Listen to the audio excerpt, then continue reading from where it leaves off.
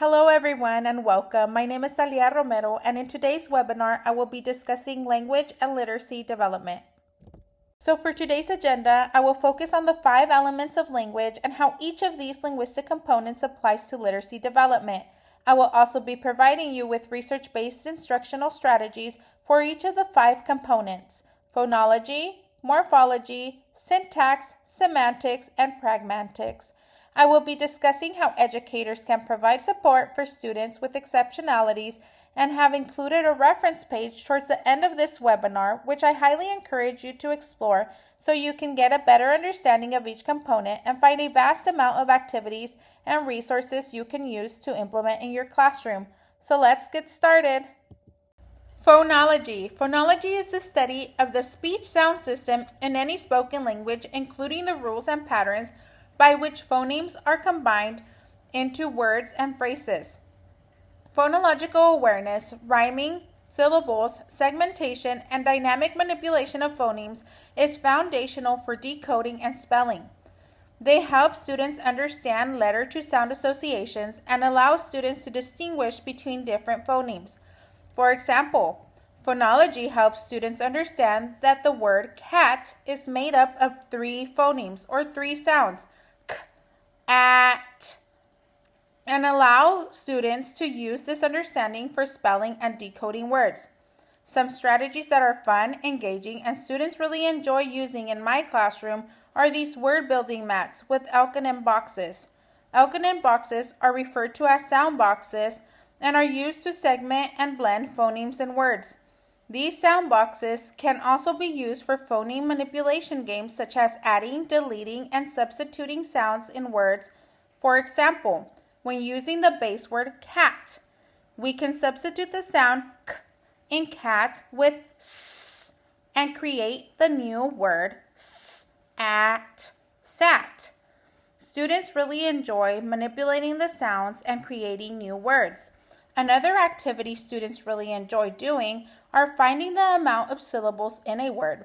For this activity, students will choose the correct number of syllables in the word and use the bingo chips and Elkonin boxes to help support their answer by moving the chip into the box as they say the sounds.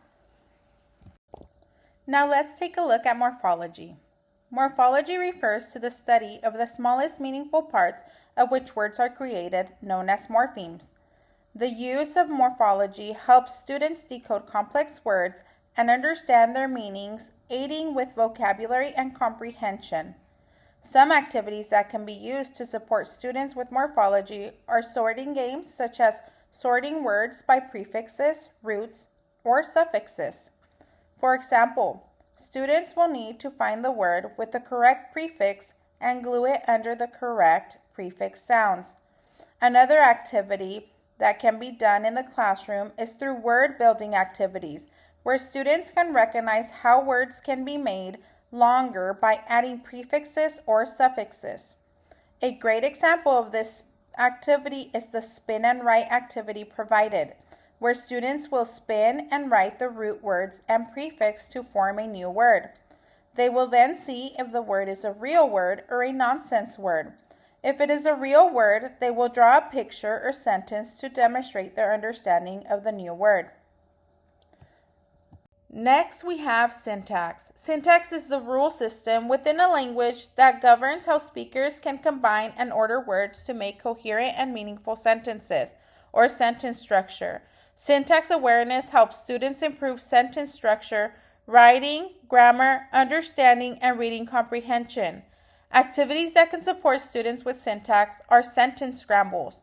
One that we utilize in the classroom and students really enjoy are the sight word sentence scramble. Here, students are able to cut the words and make a sentence to make sense. They then have to read the sentence, write it, and draw a picture to represent that sentence. This activity can either be done in small groups or with partners. Another activity we utilize in the classroom are sentence frames or sentence starters, where you provide the student with an incomplete sentence and students will fill in or finish the sentence.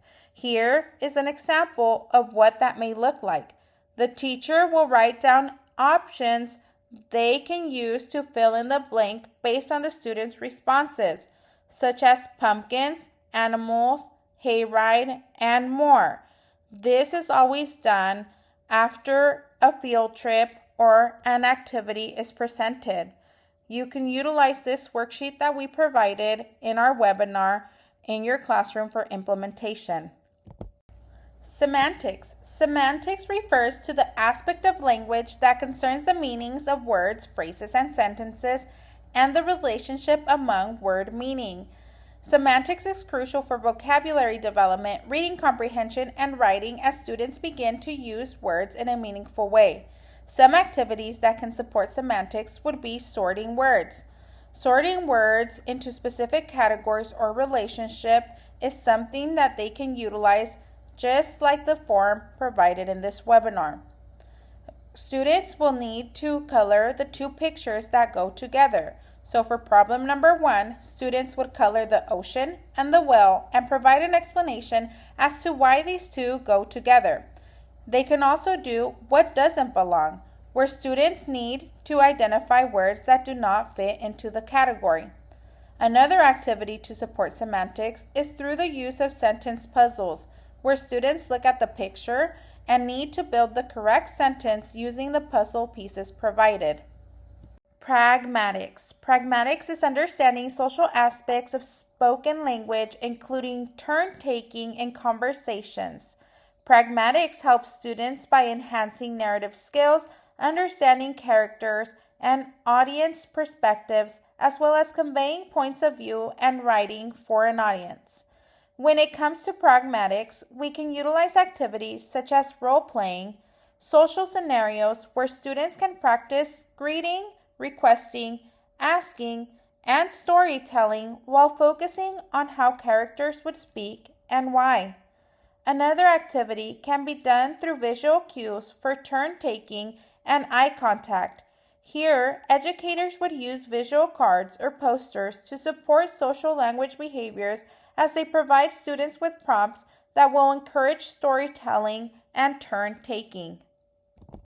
So what are some ways in which educators can support students with exceptionalities within the 5 elements of language development? Being that all students are unique, have different needs, and learn at their own pace, as educators, we can support these students by providing individualized activities based on their needs. Students with exceptionalities often struggle with one or more linguistic components without addressing underlying language issues. Literacy interventions may be an effective way to provide further support and guidance. By understanding these components, educators are able to provide targeted instruction, more precisely differentiate strategies for individual needs, and foster both academic and social-emotional growth through language. We can utilize movement, play, visuals, music, and repetition to further support students with exceptionalities during lessons. Here's a list of references I used that will further enhance your understanding and support with activities and implementation for all students in your classroom. Thank you for watching, and I hope you enjoyed this webinar on language and literacy development.